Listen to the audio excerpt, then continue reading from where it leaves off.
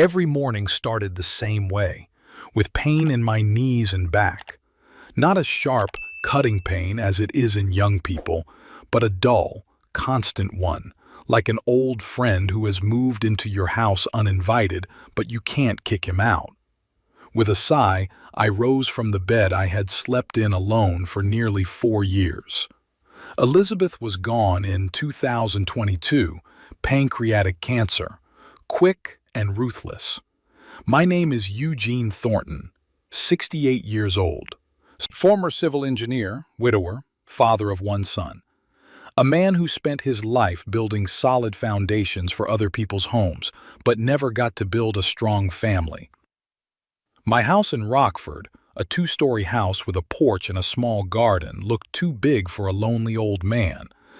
But I wasn't going to sell it. Every corner, every creaking floorboard held memories of the past, when Elizabeth had been alive and Aidan had not yet become his wife's shadow. I wandered into the kitchen and turned on the coffee maker, the only modern appliance I'd allowed myself to buy in recent years.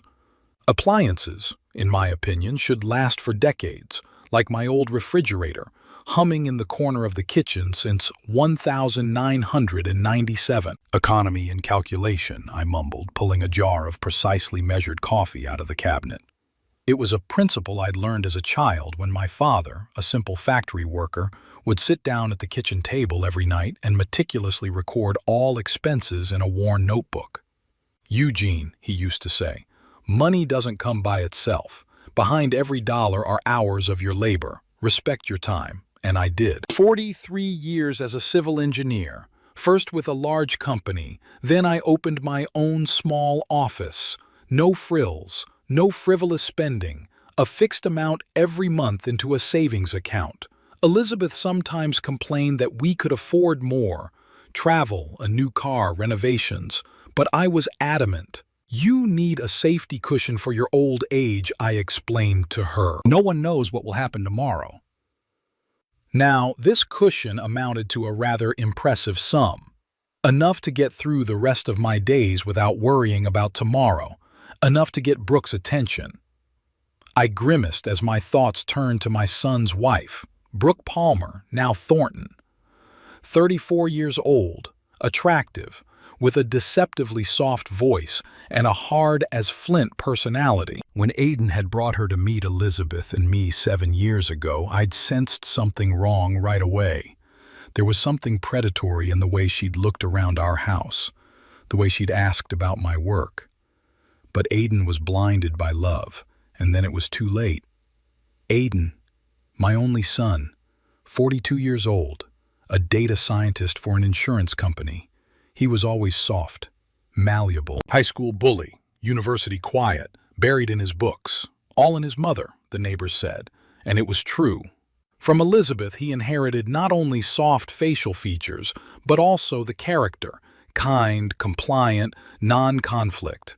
As I grew older, I began to realize that my strictness in raising my son may have made him even more timid, insecure. I always demanded more from him than he could give. I wanted to nurture in him the resilience that had helped me out of poverty. But I think it backfired.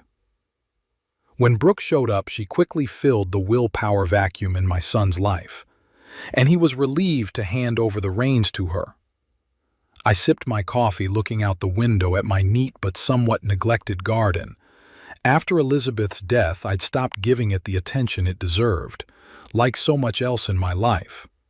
Once a week, usually on Sundays, Aidan and Brooke would come over for lunch. It was a tradition started while Elizabeth was still alive and strangely kept alive after she was gone. Now, though, those visits had turned into strained, awkward meetings, with Brooke glancing at her watch with ill-concealed impatience, and Aidan trying to fill the silence with awkward stories about work. The last such lunch had been 3 weeks ago, and it resurfaced particularly clearly in my mind. "Dad, you look tired," Aidan said then, helping me clear the dishes from the table. "Everyone looks tired at my age," I cut him off. "You need help around the house," he continued. "Maybe you should hire someone." "Some stranger going through my stuff?" I snorted. "No thanks." Eugene, Brooke interjected with that special tone she used when she wanted to sound thoughtful. We're really worried. After your pneumonia last month, it was just hypothermia, I interrupted. Dr. Murphy said you're lucky you're okay. Brooke stepped closer and put her hand on my shoulder. You know, Aiden and I were thinking, maybe you should give us power of attorney, just in case. If something were to happen, we could help with payments, bills. I dropped her hand, a little more harshly than I intended. I'm fine, and so are my bills, Dad. Aiden came up from the other side. It's just a precaution. Remember how hard it was with Mom's paperwork when his voice shook, when she was gone. We just want to avoid that kind of trouble. I looked at my son. There was genuine concern in his eyes, or so I wanted to think. I'll think about it, I answered then. And I did. And then, a week later, whether it was a moment of weakness or a desire to make things right with my only son, I signed the damn power of attorney at the notary's office. A joint power of attorney for both Aiden and Brooke. Elizabeth always said I was too suspicious, that I should trust people more. Maybe she was right, and this was my chance to change. Now, as I finished my cooled coffee, I thought about how those Sunday lunches had gradually changed. First, Brooke was interested in my health, then my retirement savings, then my investments. And the last time, after signing the power of attorney, she asked, as if by the way, if I'd thought about making myself a little happy. You can't take money to the grave, Eugene, she said. Why not allow yourself a little luxury? Maybe a cruise. You've never been on a cruise? Spend thousands of dollars to sail on a huge boat with a bunch of strangers. I shook my head. No thanks. Life goes by, Dad. Aiden sighed. Mom always wanted to travel more. That was a low blow. Using Elizabeth's memory to manipulate me. I stood up abruptly from the table. I need to take my medication, I said, and walked out of the room, leaving them looking at each other. They didn't come back after that Sunday. Aiden called a couple times, saying they had a lot of work to do, that Brooke was a little sick. I didn't insist on visits. My inner voice, the same voice that had spent a lifetime warning me of danger and helping me avoid financial traps, whispered that something was wrong. The phone on the kitchen wall rang, snapping me out of my memories.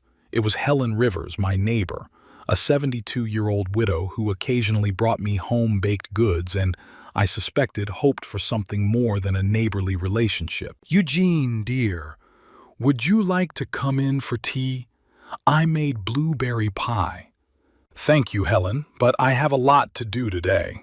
I lied. In fact, I didn't have anything to do except the usual pensioner's routine.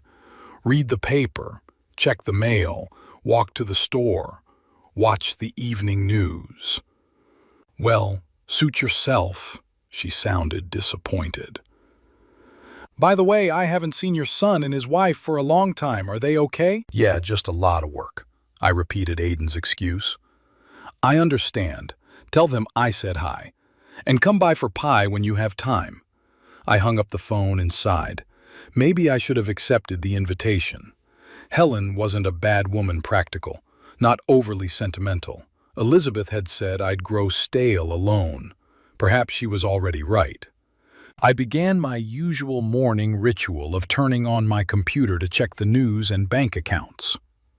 Elizabeth laughed at my habit of checking the state of our finances daily, but to me, it was akin to meditation, to see the interest dripping into the account, the amount of money growing to secure the future, our future, mine now and someday Aiden's. Despite all the disagreements, I had always believed that the money I earned would one day go to my son. It was the natural order of things. Lately, though, the thought that a significant portion of my savings would end up in Brooke's hands sent an unpleasant chill along my spine. Maybe I should have reconsidered the will, set aside some money for an education fund for the grandchildren I didn't have yet, but secretly hoped for. Or maybe stipulate special inheritance provisions. I went out onto the veranda, sat in the old rocking chair that had once belonged to my father. The morning air was cool but clean, with the light fragrance of roses blooming in Helen's garden. The veranda overlooked a quiet street in our neighborhood, neat houses, manicured lawns. Rockford had always been a conservative town where tradition and stability were valued. Most of my neighbors had lived here for decades, as had I myself. Elizabeth often said that we were stuck in time, that the world around us needed to change, but I loved that permanence. Now, looking out at the familiar landscape, I thought of Brooke, about how she'd looked at that same view on her first visit to our house. "A little provincial, isn't it?" she'd said then, with a faint note of disdain. And then, with false enthusiasm, "but very nice. So authentic." I sensed an alien element in her even then, not just because she was from the big city, raised in a family with money, used to a different lifestyle. There was something else, some kind of calculation, as if she was constantly evaluating everything around her, not in terms of beauty or convenience, but in terms of value. Aidan had been dazzled by her from the first time he'd met her. He'd always gravitated towards strong personalities, perhaps to compensate for his own softness. In high school, he'd been friends with bullies who ended up making him a scapegoat. In college, dated a girl who cheated on him with his roommate.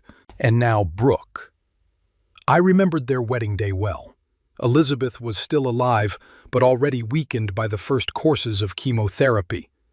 She had insisted on attending even though I had offered to postpone the ceremony. "Eugene," she told me, "I want to see our boy get married. Who knows how long I have left?" The wedding was lavish. Brooke insisted. Big hall, expensive restaurant, celebrities as musicians. I paid half of it, as a father of the groom should, though I inwardly protested against such a waste. Brooke's parents, groomly men with strained smiles, paid for the other half, though they could have afforded the whole wedding. Brooke glowed in a dress that I later learned had cost more than Aidan's monthly salary. My son looked happy, but somehow lost amidst all this luxury and these people, Brooke's friends and co-workers who talked about things that didn't interest him. During the reception, I happened to overhear Brooke and her friend talking. They were standing at the bar, not noticing me behind a large pillar. "He's cute," the friend was saying, "but isn't he a little boring for you?" "He has his strengths," Brooke said with a knowing smile. "And besides, have you seen his father? He's a tough old man, only child in the family. You know what I mean?" They laughed, and I quietly stepped back, not wanting to hear the rest of it. That night was the first time I seriously questioned my son's choice. But what could I say? That his wife had married him with an eye to my inheritance. Without proof, based on an overheard conversation, Aidan would have taken offense, and Brooke would have had another excuse to turn him against me. And now, 7 years later, sitting on the veranda of my house, I realized that my suspicions might not have been unfounded. The last few weeks, the sudden disappearance after receiving power of attorney, the strange questions about cruises. My gaze stopped on the mailbox at the entrance to the garden. The red flag was up, meaning the letter carrier had already delivered today's mail. I rose slowly from my chair, feeling my knees crunch, and walked to the wicket. Among the flyers and bills was an envelope from my bank. Not an electronic notice, but a real paper letter. I rarely received these, usually only annual reports or notices of changes in bank policy. I opened the envelope right at the gate and started reading. The blood drained from my face as I realized the contents of the letter. The bank was notifying me of a series of large transactions on my account over the past 2 weeks. Transactions I knew nothing about. The letter from the bank turned out to be just the first chime. I sat at the kitchen table, bank statements spread out in front of me, and tried to make sense of what was happening. The first transaction, $2,000, had been made 3 days after I had signed the unfortunate power of attorney. The recipient was a designer clothing store downtown. then another $4,000 to a jewelry boutique, followed by a large transfer to an event management company. "What the hell is this?" I muttered, checking the dates. All the transactions had been made within the last week, and I had no idea about these purchases. With trembling fingers, I dialed Aiden's number. Long beeps and no answer. I sent a message and it went unread. I tried Brooke, same result. The chill of worry I'd been feeling for the past few days had turned into an icy block of anxiety. I glanced at the clock, almost noon. Aiden had to be at work. I found a business card for the insurance company where he worked and dialed the number listed. "Secure Future Insurance Company. How can I help you?" I heard a woman's voice. "Hi, can I speak to Aiden Thornton? This is his father." Pause. "Mr. Thornton is taking a 2-week vacation. He'll be back in the middle of the month. Can I help you get in touch with someone else?" "No, thank you." I hung up, feeling anger building up inside. Vacation. Aiden never took 2-week vacations, usually 3 or 4 days a week tops, and he always warned me, even if he wasn't going to visit.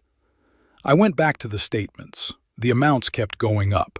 $7,000 to the beauty parlor, another $15,000 for some obscure purchases, and the last largest, $38,000 to the Ocean Dreams travel company. I calculated the total amount in my mind. It turned out that about $66,000 had disappeared from my account in a week, more than half of all my savings. My heart was pounding somewhere in my throat. I tried to calm down, convincing myself that there had to be some reasonable explanation. Maybe Aiden had decided to surprise me, some kind of gift, or no, it didn't make sense. No one in their right mind would spend that much money without consulting its owner. I went back to the last transfer, Ocean Dreams, something familiar. Brooke had mentioned cruises at our last lunch. Why not afford a little luxury? I remembered her words. I opened my laptop and typed the company's name into the search engine. Ocean Dreams is your ticket to the world of luxury travel. Going to the website, I saw pictures of huge white liners, luxurious cabins with balconies, swimming pools, and restaurants on board. Prices started from $5,000 per person and reached absurd sums for suites with personal service. $38,000. That money could buy a luxurious 2-week cruise for 2 people with full board, excursions, and every possible amenity. I felt the blood rush to my face. Had Brooke really dared to steal my money to pay for herself and Aiden a luxury vacation? I needed proof. I logged onto my Facebook page, which I hardly ever used. Elizabeth had insisted I start it to keep in touch with the world. Since her death, I'd only logged in there occasionally, looking at pictures of the grandchildren of my few friends. I found Brooke's page.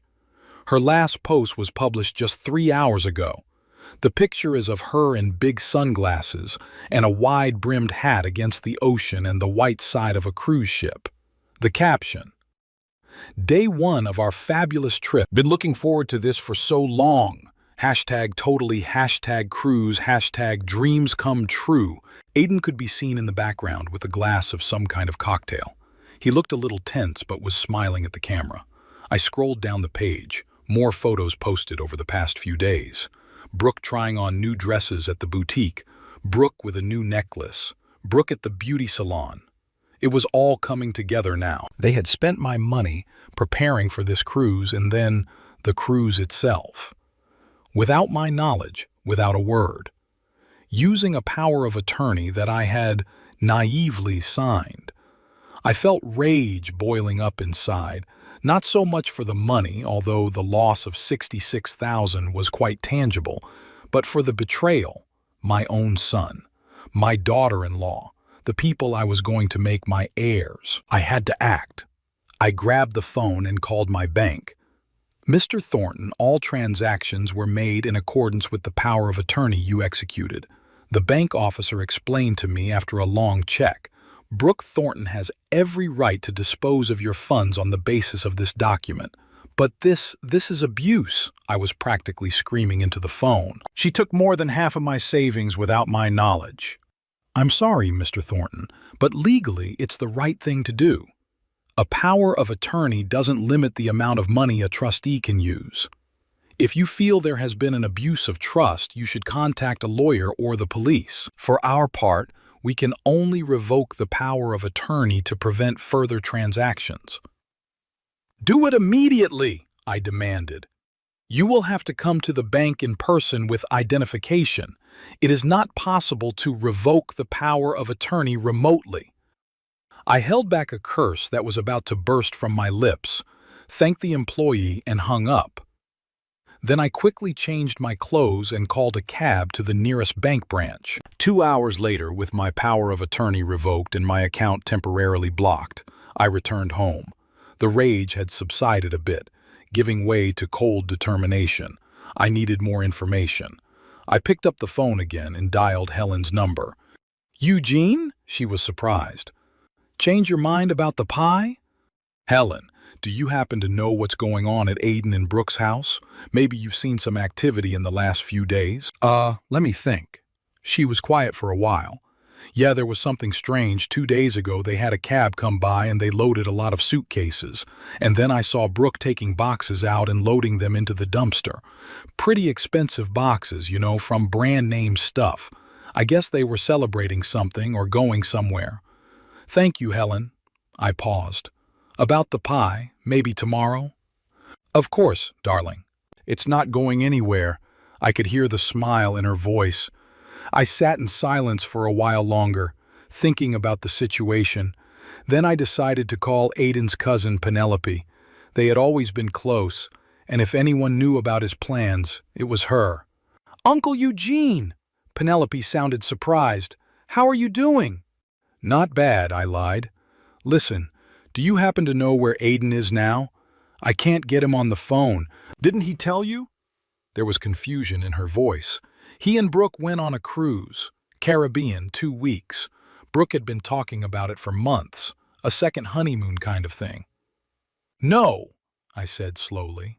He didn't tell me. That's weird. Penelope clearly felt awkward. They seemed to have recently left, maybe just did not have time to warn you. You know, pre-departure fuss and all that. Maybe, I agreed, not wanting to involve my niece in this situation. Thank you, Penelope. After talking to her, I felt the need to learn more, and the only place I could get more information was Aiden and Brooke's house. I hailed a cab again.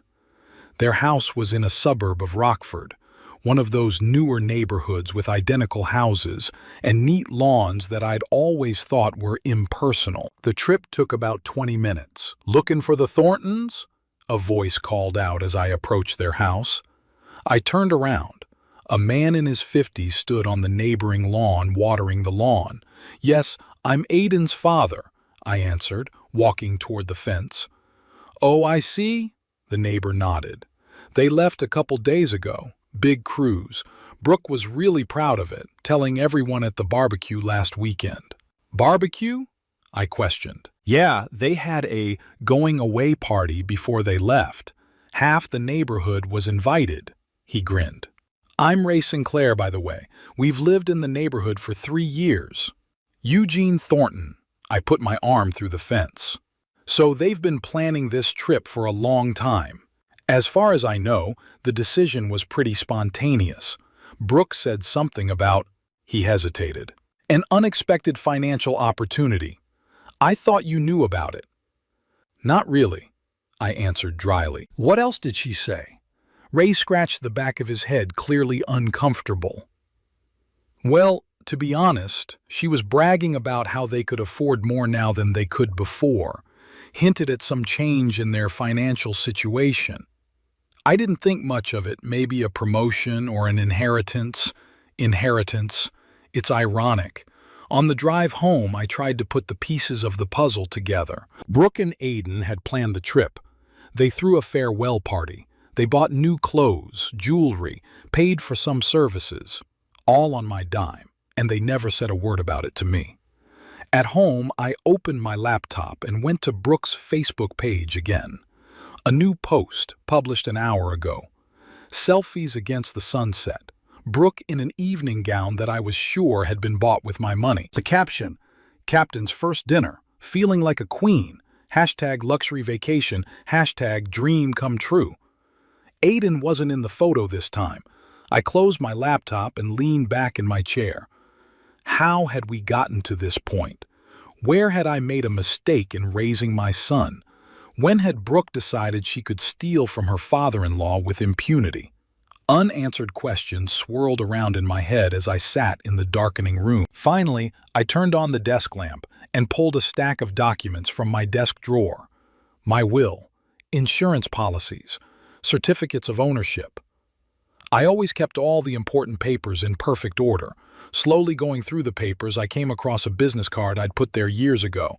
Winifred Holloway, family and probate attorney. Elizabeth's classmate, a sharp-tongued but incredibly competent woman.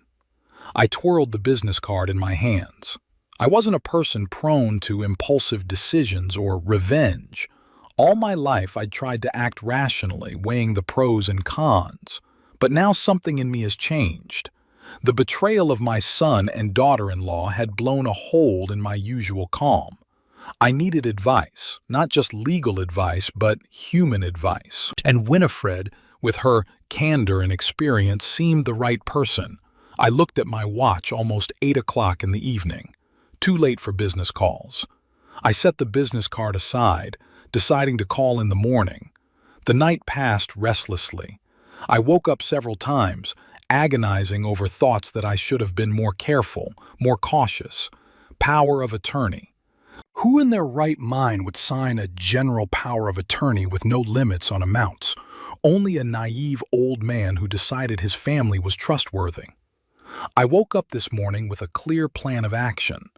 The first thing I did was to call Winifred Holloway and make an appointment for the same day. Eugene Thornton? Her voice sounded exactly as I remembered it, low, husky. Elizabeth's husband. Jesus, it's been years. What happened? Family problems, I answered briefly. I need legal advice. Come back at 1 o'clock, she said without further ado. Do you know where my office is? I wrote down the address and thanked her. Then I went to the bank to get full statements for all the transactions and have them officially certified. I didn't know exactly what I was going to do next, but I felt I would need proof. The bank teller, a young guy with attentive eyes, listened sympathetically to my brief version of events. Unfortunately, these cases are not uncommon, Mr. Thornton, he said as he printed out the statements. Especially when it comes to elderly clients and their relatives. You were right to revoke the power of attorney. Is there any way to get the money back? I asked. He shook his head. The bank can't cancel transactions made under a power of attorney that was valid at the time. That's a matter of civil action. You'll need a good lawyer. I nodded, accepting a stack of printouts and an envelope of certified copies. Thanks for your help. Leaving the bank, I felt the need to take a walk before meeting Winifred. The day was clear, with a slight breeze, just the kind of weather Elizabeth liked. On days like this, it seems like anything is possible, she used to say. I walked slowly through the streets of Rockford, pondering how things had turned out. Money. All my life I had saved it, invested it to ensure a trouble-free old age and leave something for my son. And now it's the same money that caused my betrayal. Maybe Elizabeth was right. Maybe we really should have traveled more, spent more on ourselves, enjoyed life. It's too late to think about that now. Winifred's office was located in an old brick building in the center of town. The stylish sign on the door read, Holloway & Associates, Legal Services. I walked in at 1 o'clock sharp. Winifred met me in a spacious office overlooking the city park. She hadn't changed much in the years I hadn't seen her. The same slender figure, the same penetrating eyes, though her hair was now completely gray. Eugene, she shook my hand firmly. Sit down, tell me what happened. And I did. Everything from start to finish. The power of attorney, the transactions, the cruise, the betrayal of my son and daughter-in-law. Winifred listened without interrupting, making occasional notes in her notebook. So they took $66,000 without your knowledge or consent, using a power of attorney, and are now on a cruise bought with that money. she summarized when I was done. That's right, I nodded. Winifred leaned back in her chair, tapping her pen on the table. Legally, the situation is ambiguous, she said slowly. A power of attorney does give you the right to dispose of the funds. But there is the concept of breach of trust and fraud. The fact that they concealed their actions from you, spent a significant amount of money on personal needs, and apparently had no intention of informing you, that could be considered abuse. Can I sue them? You can. And we have a good chance of winning, but Eugene, she leaned forward, it's going to be a long and unpleasant process. Family courts are the dirtiest. Are you ready for that? I wondered, am I ready for a public scandal? For my son and daughter-in-law to have to defend themselves, possibly making me look bad?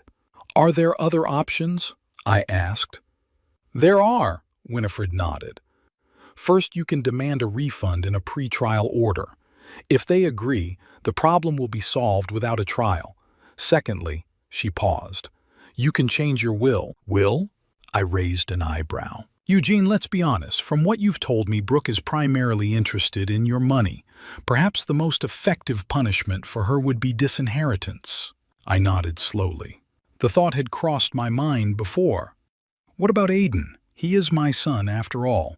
Winifred sighed. That's up to you. You can exclude Brooke only, leaving Aiden's share. Or reduce his share in favor of, say, an educational fund for future grandchildren. Or set up a trust with certain conditions. The options are many. I rubbed my temples. My head was starting to hurt from all this information. I need to think about it. Of course, Winifred nodded, but there's something else you can do right away. What's that? Report the possible fraud to the police. That will set an official precedent, even if you decide not to take the case to court.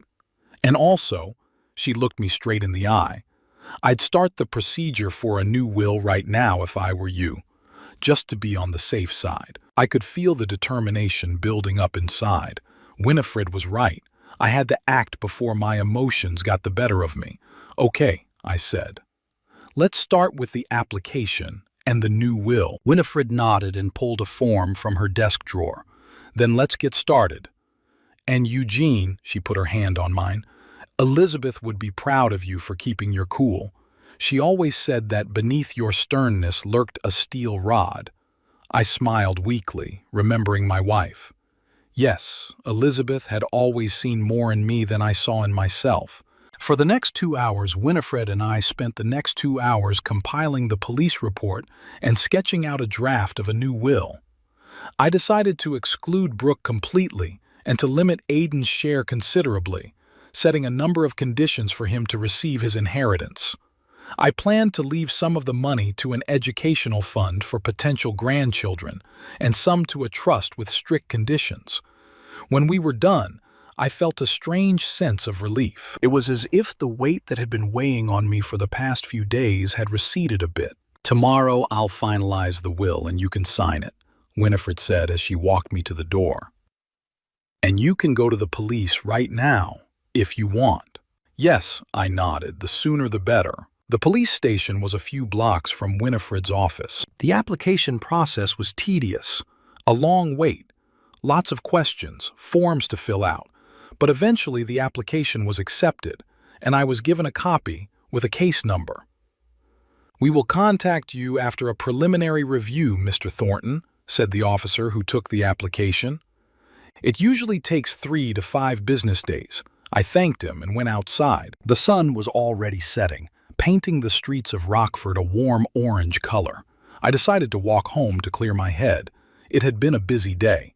I had taken the first steps toward justice, but it was hard on my soul. This was not how I envisioned my relationship with my son in my old age. Elizabeth had always dreamed of grandchildren, a big family gathering for Sunday dinner. Now all I was left with were cold legal documents and a bitter sense of betrayal. That evening, I was sitting on the veranda watching the last rays of the sun disappear over the horizon when my phone rang. Aiden's name popped up on the screen. I froze, hesitant to answer it. How had he found out? Had someone from the police already contacted him? Or had the bank informed him that the power of attorney had been revoked? After the fifth ring, I pressed the answer button. Yes, I said dryly. Dad. Aiden's voice sounded agitated, almost frightened. Dad, what's going on? I just got a call from the bank saying that you revoked your power of attorney and filed some kind of complaint. What do you think is going on? I replied coldly. You and your wife stole $66,000 from me. You used the power of attorney I gave you, relying on your integrity. Dad, that's not true. Aiden sounded desperate. We didn't steal. This is all just a misunderstanding. A misunderstanding? I felt the anger boiling up inside me again. You call it a misunderstanding that you withdrew over half my savings without my knowledge or consent, spent it on a cruise and clothes for Brooke. It was Brooke's idea. Aiden's voice shook. She said you wouldn't mind, that you were the one who'd talked about us traveling more, enjoying life. I never said that. I cut him off. And even if I did, that doesn't give you the right to take my money without asking. Dad, please. Aiden was almost crying. We'll get it all back, I promise. As soon as we get back from the cruise, Brooke will find a way. Brooke, I grinned bitterly. The same Brooke who was posting pictures on the internet of herself in expensive outfits bought with my money. The same Brooke who organized a party for the neighbors before she left, bragging about an unexpected financial opportunity. Pause. How do you know about the party? Aiden asked quietly. I was talking to your neighbor, Ray Sinclair. Nice man. Very talkative. Dad, I swear I didn't know she was planning to spend that much. I thought it was gonna be, a modest vacation. She said you wouldn't mind, that you'd even be happy for us. Stop lying, Aiden, I said tiredly. You knew perfectly well that I would never approve of that kind of spending. You knew that, and you let her do it anyway. And now you're calling me, not because you're ashamed, but because the bank told you that the power of attorney had been revoked, and you were afraid of the consequences. No, Dad, that's not true. I'm really sorry. We'll get it all back. I promise. Just, please, don't do anything, radical. Radical? I grinned. You mean don't go to the police? Or not changing the will? The silence on the other end was more eloquent than any answer. It's too late, son, I said after a pause. I've already filed a fraud report with the police, and I'm signing a new will tomorrow. Dad, no! Aiden sounded genuinely horrified. Please, let's talk about this. I'm sure we can find a solution. Brooke wants to talk to you too. I don't want to talk to your wife, I cut him off. And I have nothing more to say to you. You made your choice. Now live with the consequences. Dad, please! Aiden yelled. Can you at least tell me what you're gonna do? How can we fix this situation? I took a deep breath. Despite the anger, he was still my son. The only child Elizabeth and I loved so much. I'll tell you what, Aiden. I'm signing a new will tomorrow. Brooke is completely excluded, not a dime. Your share is severely limited and contingent. As for the stolen money, you have two choices. Either you return the entire amount within a month of your return, and I withdraw the police report, or the case goes to court and the consequences will be much more serious than just losing your inheritance. We'll pay it back, Aiden said hastily. Of course we will. Every dime of it. Good, I nodded, though he couldn't see me. One more thing, son. Trust is like a porcelain vase. Once broken, it's almost impossible to glue back together. Remember that. I hung up without waiting for an answer. My hands were trembling slightly and my heart was pounding somewhere in my throat. I hadn't expected this conversation to get me so excited. The phone rang again almost immediately. This time it was an unfamiliar number. Probably a cruise ship. Brooke had decided to intervene. I dropped the call and turned the phone off. I needed to keep my mind clear. Tomorrow was the big day, signing a new will. I didn't want my emotions to influence my decision. The night passed restlessly. I dreamt of Elizabeth saying something important, but I couldn't make out the words. I dreamed of young Aiden, laughing and carefree, like he had been before he met Brooke. I dreamed about money, green bills flying in the wind that I tried in vain to collect. In the morning, I woke up with a headache, but with a strong determination to see it through. I washed, shaved, and put on my best suit, the same one I'd buried Elizabeth in. It seemed symbolic, as if I were burying my former relationship with my son. Winifred was waiting for me in her office with the documents ready. The will was drawn up exactly as we'd discussed. Brooke was completely excluded. Aiden's share was limited and subject to a number of requirements, including the return of stolen funds. A portion of my estate was going into a trust for potential grandchildren, with strict conditions on its use. "Are you sure you want to do this?" Winifred asked, as I picked up the pen to sign. "Absolutely," I replied firmly. I signed all the required copies. Winifred and her assistant signed as witnesses. The notary, who had been invited specially for the occasion, certified the documents with his seal. "That's it," Winifred said, tucking the papers into a folder. "It's official now. We'll send a copy to the Register of Wills today." "Thank you." I shook her hand. "For everything." "You're welcome," she smiled. "It's my job." "And Eugene," she paused. "I know this is hard for you, but remember, you're doing the right thing. You can't let people take advantage of your kindness with impunity." I nodded, not trusting my voice. There was a lump in my throat. Walking out of Winifred's office, I turned on my phone. 23 missed calls from Aiden and 8 more from the same unknown number, and 1 voicemail. I listened to it right outside. Brooke's voice sounded unusually soft, almost pleading. "Eugene, this is Brooke. Please call us back. We can explain everything. This is really a misunderstanding. We were going to surprise you, organize—" I deleted the message without listening to it. Surprise? Do they really think I'm that naive? The phone rang again. Aiden. This time I decided to answer it. Yes? Dad. My son's voice sounded even more frightened than yesterday. "Please tell me you didn't do this. You didn't change the will." "I did," I answered briefly. "I signed it 5 minutes ago." "God, Dad," Aiden seemed to choke. "You don't understand. This is going to ruin our lives. Brooke says it was a misunderstanding, that she was planning a surprise for all of us." "What kind of surprise, Aiden?" I couldn't hide my annoyance. "She spent $66,000 on a cruise, clothes, and jewelry for herself. Where's the surprise for me?" "She says that, He hesitated. "She was planning on booking you on the cruise, for the second week of the cruise.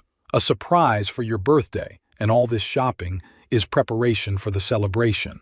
I laughed bitterly. "My birthday is in October, Aiden. It's 3 months away, and I never said I wanted to go on a cruise. On the contrary, I've repeatedly spoken out against such travel." "Yeah, I don't know, Dad," his voice shook. Brooke said, "Stop repeating what Brooke said." I raised my voice, ignoring the passers-by looking at me curiously. Use your head for once in your life. Your wife stole from your father, and you're still trying to justify it. Silence on the other end of the line. "What exactly did you change in the will?" Aiden finally asked in a quiet voice. "Brooke is completely excluded. Your share is severely limited and subject to a number of requirements, including full repayment of the stolen funds. Most of the estate goes into a trust for your future children, if you ever have any, with strict terms of use." "Dad, it's... Aiden couldn't seem to find the words. "It's fair," I said firmly, "and it's final. If you return the money within a month of your return, I'll withdraw the police report. If you don't, it goes to court. It's your choice." "We will," Aiden said quickly. "I promise. Just please, no police. Brooke will get in trouble at work if they find out about this. Stopshius." "You should have thought of that before," I said coldly. "Before you stole money from your own father-in-law." "Dad, please." Aiden sounded desperate. "We can fix this. Just give us a chance. I took a deep breath. Despite my anger, it hurt to hear my son suffer, but I couldn't let my emotions get the best of me. I'll tell you what, Aiden, give me the money back, every last dime, and I'll withdraw the police report. As for the will, it still stands. Trust, once lost, is hard to regain. You and Brooke made your choice. Now live with the consequences. I hung up without waiting for an answer. Despite the firmness in my voice, all I felt inside was emptiness and fatigue. This was not a victory, but a bitter necessity. Walking slowly down the street, I thought about what Elizabeth would have said if she were alive. She had always been gentler than me, more inclined to forgive. But even she, for all her kindness, wouldn't be able to turn a blind eye to such a betrayal. Do what you think is right, Eugene.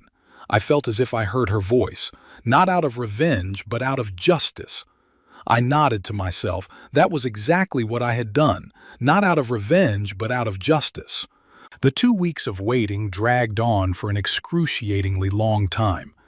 I tried to occupy myself with everyday things, reading, watching TV, sometimes going to Helen's house for tea and blueberry pie. She didn't ask about my problems, though she must have noticed my tension. That delicacy was one of her qualities that I particularly appreciated. Aiden called a few more times from the cruise ship, but I didn't answer. I had nothing to add to what I had already said. I was firm in my decision and wasn't going to change it because of tearful entreaties or contrived explanations. Instead, I focused on the legal aspects of the situation. I met regularly with Winifred to discuss the next steps. She had prepared a formal demand for a refund which we planned to hand to Aiden and Brooke as soon as they returned. If they refused to honor it voluntarily, the next step would be legal action. The day of Aiden and Brooke's return finally arrived. I heard about it from Penelope, who called me this morning. Uncle Eugene. Her voice sounded strained. They came back last night. Aiden called me. He's very upset. Says you filed a police report on them and changed the will? Is that true? Yes, I answered briefly. Oh my God, she exhaled. I didn't realize it was so serious. Aiden said that there had been a misunderstanding about the money. It wasn't a misunderstanding, Penelope, I said firmly. They stole $66,000 from me. Used the power of attorney that I gave them to steal from me. After talking to Penelope, I called Winifred to let her know that Aiden and Brooke were back. We arranged to meet in her office the next day. She promised to invite them by formal letter. The night before the meeting, I slept poorly. I was plagued by disturbing dreams in which Elizabeth was telling me something important, but I couldn't make out the words. I awoke at dawn with a heavy head and a sense of the inevitability of the coming confrontation. Winifred's office greeted me with the coolness of the air conditioner and the smell of coffee. I arrived early to gather my thoughts and discuss the final details with Winifred. They confirmed their coming, she said as she poured me a cup of strong black coffee. Their lawyer, one Patricia Quinn, had called. Apparently they'd decided to get a representative too. At exactly 10 o'clock in the morning, the doorbell rang. The secretary, Winifred, ushered Aiden, Brooke, and an elegant middle-aged woman in an austere suit, apparently their lawyer, into the conference room. I looked closely at my son and daughter-in-law. Aiden looked gaunt, with dark circles under his eyes. His usually neatly combed hair was disheveled, as if he'd run his hand through it many times in a nervous gesture. Brooke, on the other hand, seemed collected and even a little defiant. Her tanned skin contrasted with her white business suit, and a new necklace, no doubt bought with my money, glittered around her neck. "Father," Aiden stepped forward, holding out his hand. I didn't respond to the gesture, just nodded coldly. "Have a seat," Winifred offered, pointing to the chairs across from us. "Patricia Quinn," their lawyer introduced herself. "I represent Mr. and Mrs. Thornton." "Winifred Holloway," my lawyer nodded, "representing Mr. Eugene Thornton." Winifred took out a folder of documents and put it on the table. "The facts are these.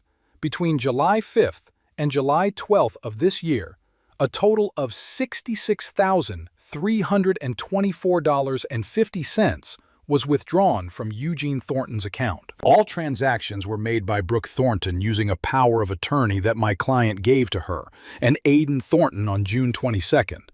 The funds were spent on the Thornton couple's personal needs, including a cruise trip, clothing, jewelry, and other purchases. Winifred spread copies of bank statements, photos from Brooke's social media accounts, and printouts from the cruise company's website on the table. My client didn't consent to these transactions and wasn't informed of them. He only became aware of what had happened when he received a bank notice of a large withdrawal. That's not entirely true, Brooke interjected, raising her voice for the first time. We discussed the possibility of traveling with Eugene. He said himself that we needed more rest. That's a lie, I replied calmly. I never said anything like that. On the contrary, I've always considered cruises a waste of money.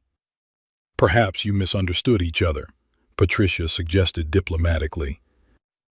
In any case, the power of attorney did give my clients the right to handle Mr. Thornton's funds. Legally, yes, Winifred nodded. But there is the concept of abuse of trust. Using a power of attorney for personal enrichment without the knowledge and consent of the principal could be considered fraud. What exactly do you want? Patricia asked, cutting to the chase. A full refund of all the funds used illegally within 30 days, Winifred replied.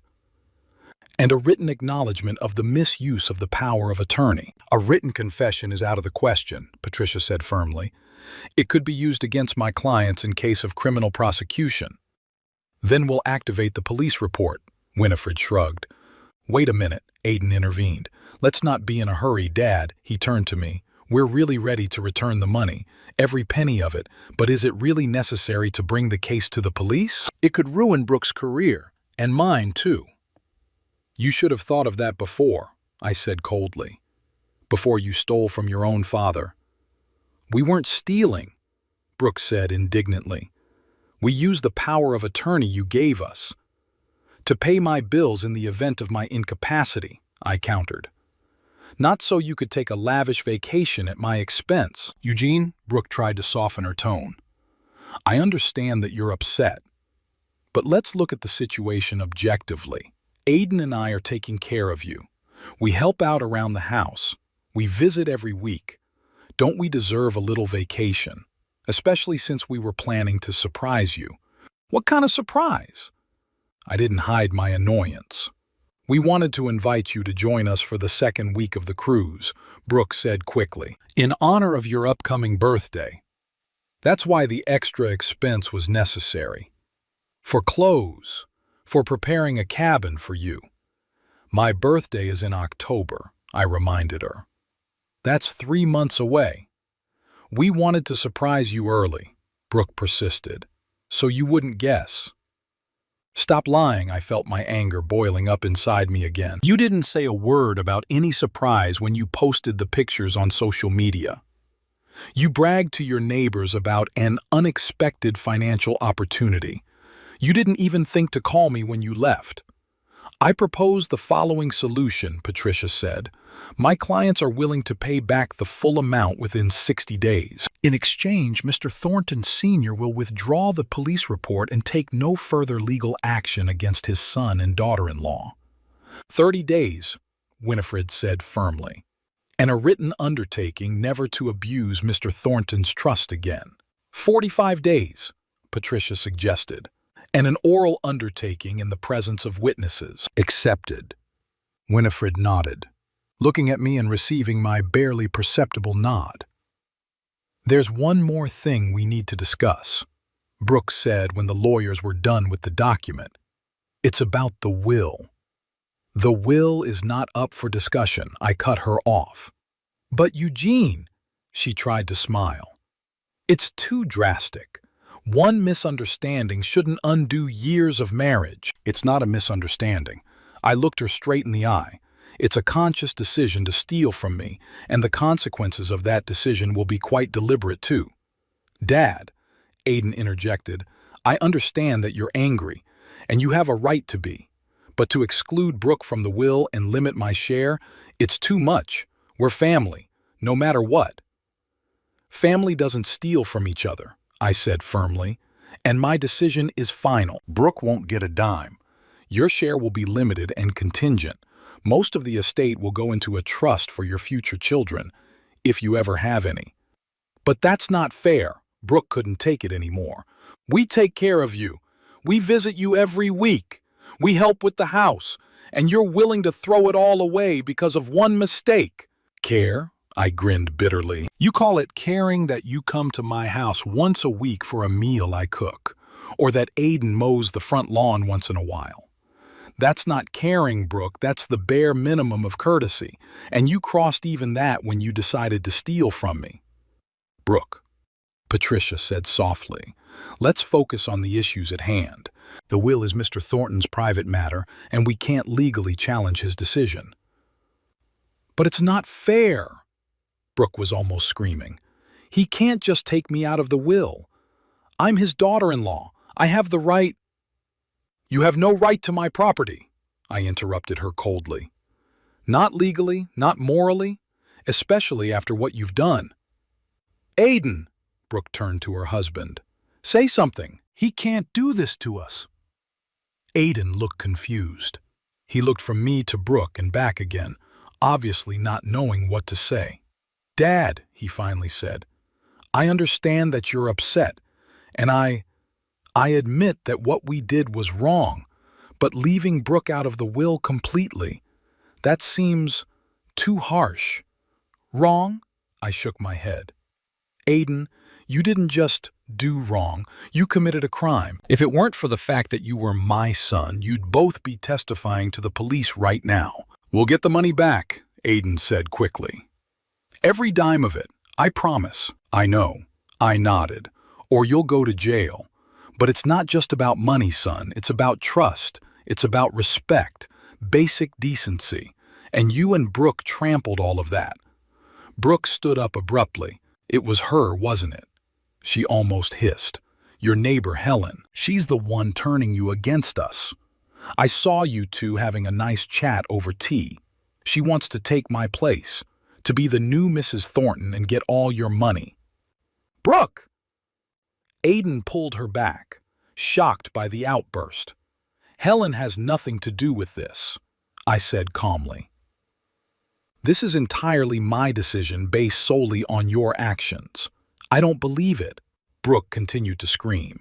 You've always been against me, always thinking I wasn't good enough for your precious son. And now you found a reason to take everything away from me. Brooke, please calm down. Patricia put a hand on her shoulder. This isn't helping our cause. I'm not calming down, Brooke shook off her hand. He can't do this to us. We've put up with his nagging, his stinginess, his coldness for years. And now he's going to deprive us of everything because of one little mistake. $66,000 is not a little mistake, Winifred pointed out. It's a serious financial crime. What kind of crime? Brooke turned to her. I used a legitimate power of attorney. Everything was legal. Abuse of trust is a crime, Winifred replied calmly. And we have more than enough evidence to convince the court of that. Brooke opened her mouth to reply, but Aiden suddenly grabbed her arm. Stop it, Brooke. His voice sounded suddenly firm. Just enough. She looked at him in surprise. Are you taking his side? After everything I've done for you? I'm not on anyone's side. Aiden looked exhausted. I'm just tired of all this. We were wrong, Brooke. Seriously wrong. And we have to live with the consequences. What are you talking about? Brooke looked at him puzzled. What consequences? We'll just return the money and that's it. Your father should understand and forgive us. He doesn't have to forgive us, Aiden said quietly. Not after what we've done. A month had passed since our meeting in Winifred's office. The 45 days given to Aiden and Brooke to return the money were coming to an end, and there had been no word from them, no payment, only silence, broken by occasional calls from Penelope, who was trying to mediate our conflict. Uncle Eugene, she said on our last conversation, Aiden really wants to make things right.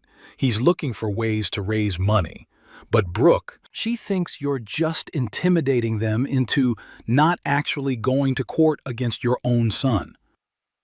She's wrong, I replied coldly. If they don't return the money by the deadline, I'll activate a police report and I'll file a civil suit. The deadline expired yesterday.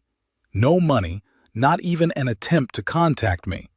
This morning, I called Winifred and instructed her to proceed according to our plan. Depended as Now I was sitting in her office going over a copy of the lawsuit. It was a strange feeling, suing my own son. But there was no choice. It wasn't just and not so much about money. It was about principle, respect, fairness. Are you sure you want to go all the way? Winifred asked, watching me read the document. Absolutely, I nodded. It won't be easy, she warned me. Emotionally, I mean. The trial, the testimony, the cross-examinations, it could all be very painful. I'm ready, I said, signing the statement of claim. When I got home, I was in for a surprise. Aiden was standing on the doorstep, pale, gaunt, with dark circles under his eyes. Dad, he stepped forward. We need to talk. I led him into the house in silence. We went into the kitchen where I habitually put the kettle on. This routine contrasted strangely with the tension of the moment. I've filed a lawsuit, I said, without turning around. This morning. I know, Aiden said quietly. We got a call from the court. The deadline expired yesterday. I turned to him. You didn't return the money. You haven't contacted me. What did you expect? Dad, He hesitated. I tried to collect. I really did. I've taken on extra work, sold my car, but it's not enough. And Brooke, she refuses to pay back what she spent. She says you're bluffing, that you won't sue your own son. So what do you think now? I asked. Now I know you weren't bluffing. Aiden grinned bitterly. You never bluff, do you? I didn't say anything. The kettle boiled, and I poured 2 cups of tea in silence. I put one in front of my son. I've come to ask for a reprieve, Aiden said after a pause. Another month. I'm almost halfway there, and I'll talk to Brooke. Make her understand the gravity of the situation. And if she doesn't? I asked. What then? Aiden lowered his eyes. I don't know, Dad. I don't know. I looked at my son, broken, confused, unsure, and somewhere deep inside me I felt a twinge of pity, but not strong enough to override the feeling of betrayal. I'll give you 2 weeks, I finally said. No more. If you don't get all the money back in that time, the process will continue. And Aiden, I looked him straight in the eye, this is your last chance. No more delays, no more negotiations. Thank you, Dad, he breathed out in relief. I promise we'll get it all back. Don't make promises you can't keep, I said dryly. Just do what you have to do. Aiden left, and I sat in the kitchen, staring out the window at my neglected garden. Elizabeth had always said that a garden was a reflection of its owner's soul. What would she say when she saw these weeds and withered bushes? 2 weeks passed in anxious anticipation. I hardly left the house, avoided seeing Helen and the other neighbors. I didn't want to discuss my family drama with anyone. On the 13th day, I got a call from Winifred. Eugene? Her voice sounded surprised. A wire transfer just came in. $66,324.50, the exact amount they were supposed to pay back. Who's the wire from? I asked, even though I already knew the answer. Aiden Thornton, Winifred confirmed. Looks like your son was able to raise the money after all. Or Brooke finally realized I wasn't bluffing, I said. Maybe, Winifred agreed. Either way, we can withdraw the suit. They'd honored the terms of the agreement, albeit at the last minute. I thanked her and hung up. A strange feeling came over me. Not joy, not satisfaction, but rather emptiness. The money was back. Justice had been served. But at what cost? The relationship with my only son was ruined, perhaps irretrievably. That same evening, Aiden called me.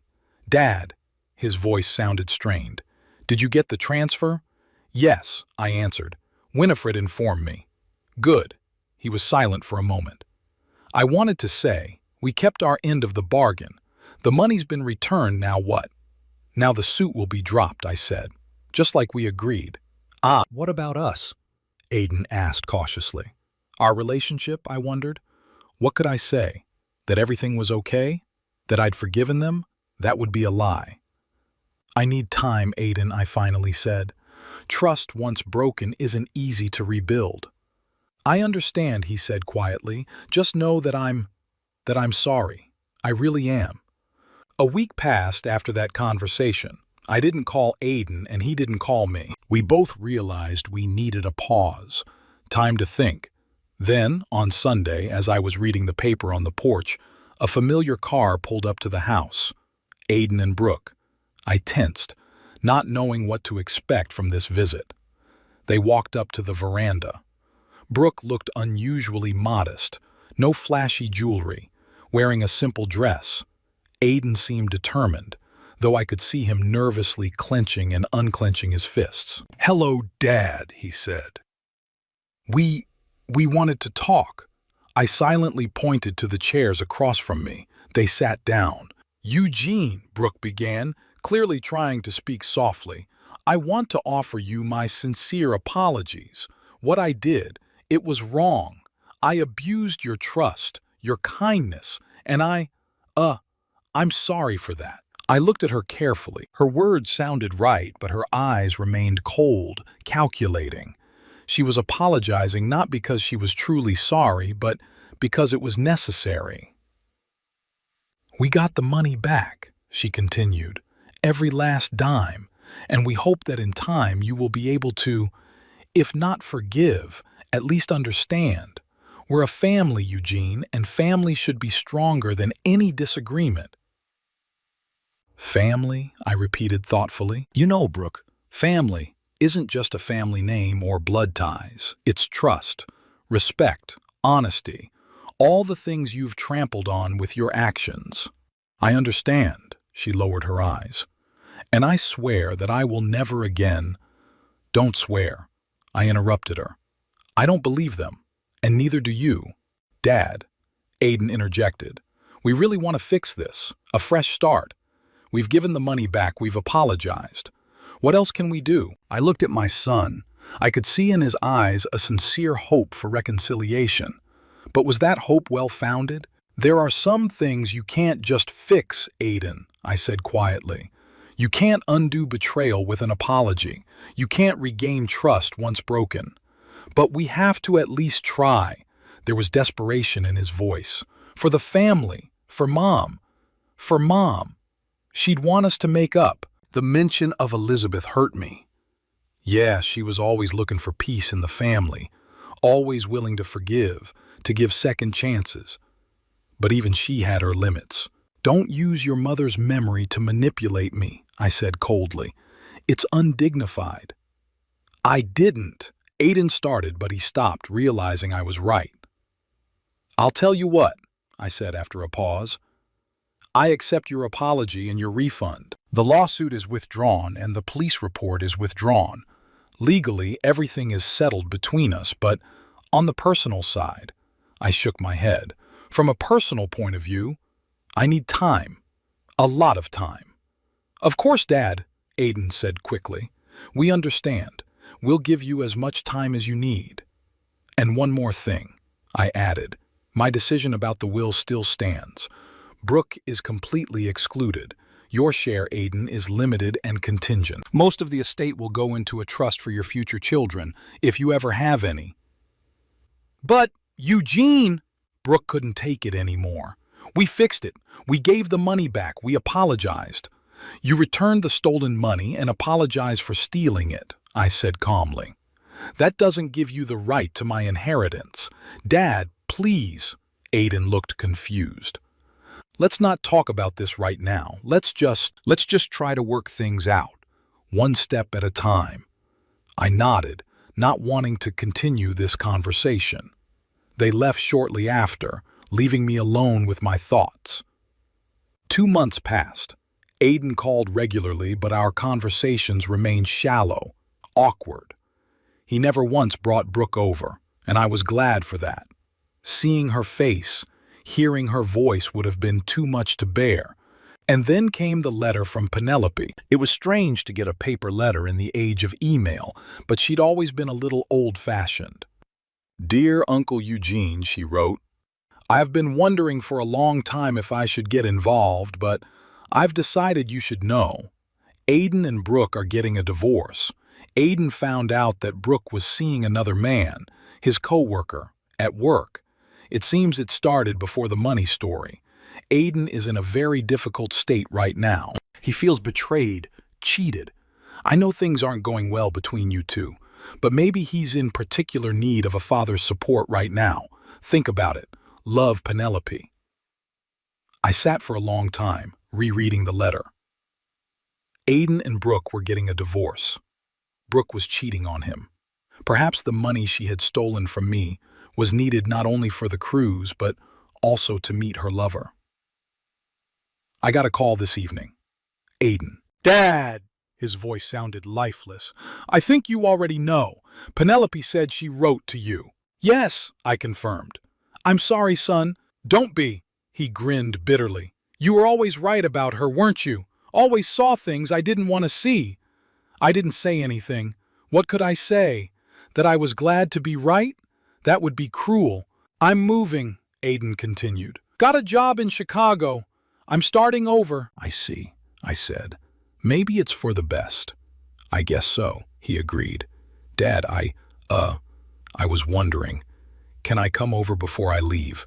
To say goodbye?" "Sure," I answered without hesitation. "When?" "Tomorrow." There was hope in his voice. "If you're not busy, I'll see you at lunch," I said. Aiden arrived at noon sharp the next day. He looked gaunt and aged, but there was a new light in his eyes, as if the weight that had been weighing him down for years had finally been lifted. We had lunch on the veranda, discussing his plans for the future. A new job, a new apartment, a new life. He seemed almost enthusiastic, though I could see how sometimes his gaze became absent, sunk in unhappy thoughts. "You know, Dad," he said as we drank coffee after lunch, "I've been thinking a lot about what happened, about the money, about the cruise, about everything, and I realized something." "What's that?" I asked. "I was weak," he said simply. "All my life I'd let other people decide for me. First you, then Brooke. I never stood up for myself, never stood up for my principles. Maybe because I didn't have any." I stared at my son, surprised by this sudden candor. "But now," he continued, "now I want to change, to be stronger, to make my own decisions, to take responsibility for my own actions." "That's a good decision," I nodded. "And I want to start now," Aiden straightened in his chair. "I know you changed your will, excluded Brooke, limited my share, and I want to say that I fully accept that decision. In fact, I think you should completely cut me out of it too." "What?" I couldn't believe my ears. "Take me out of the will, Dad," Aiden said firmly.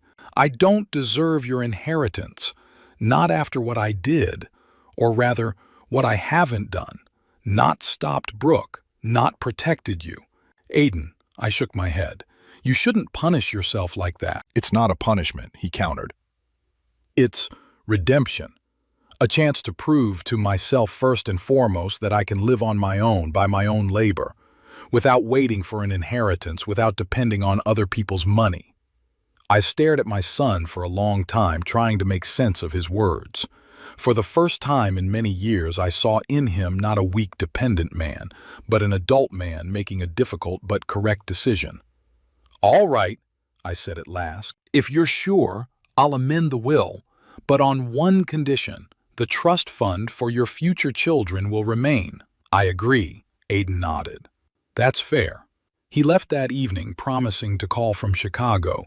I stood on the doorstep, staring at his car, and for the first time in a long time I felt something akin to pride in my son. 6 months passed. Aiden called regularly, talking about his new life in Chicago. He was really changing, becoming more confident, more independent. He got a promotion at work, started dating a new girl, an elementary school teacher who, from what he told me, was the complete opposite of Brooke. I wasn't standing still either. I tidied up the garden, started going to the local retirement club, even played golf occasionally, a sport I had always considered a waste of time and money. Helen became a frequent visitor to my house, and our friendship gradually grew into something more, although we both took our time. Today, as I sat on the veranda and watched the sunset, I reflected on the winding path our family had traveled over the past year. Betrayal, trial, reconciliation, new beginnings. All of it might not have happened if it weren't for Brooke's greed and my integrity. Was it worth it? It's hard to say. On one hand, Aiden and I had lost a few months of our relationship, experienced pain and disappointment. On the other hand, maybe this crisis helped him to grow up, to find his way. And for me, to realize that the money I'd been saving all my life actually meant a lot less than I'd thought. There was an unread letter from Aiden on the table next to me. He'd sent it yesterday, marked personal. I hadn't decided if I was ready to read it yet. Maybe it's just another apology I don't need. Or maybe something important that will help us move on. The sun was slowly sinking below the horizon, coloring the sky orange and purple. I remembered how Elizabeth and I loved to sit on this veranda, watching the sunsets. "Every sunset is a promise of a new dawn," she used to say. Maybe she was right. Maybe everything that had happened to us was necessary for that new dawn to come. For Aiden, for me, for our family. I took the letter, twirled it in my hands. Then I put it back on the table. I'll read it tomorrow, or the day after that, when I'm ready.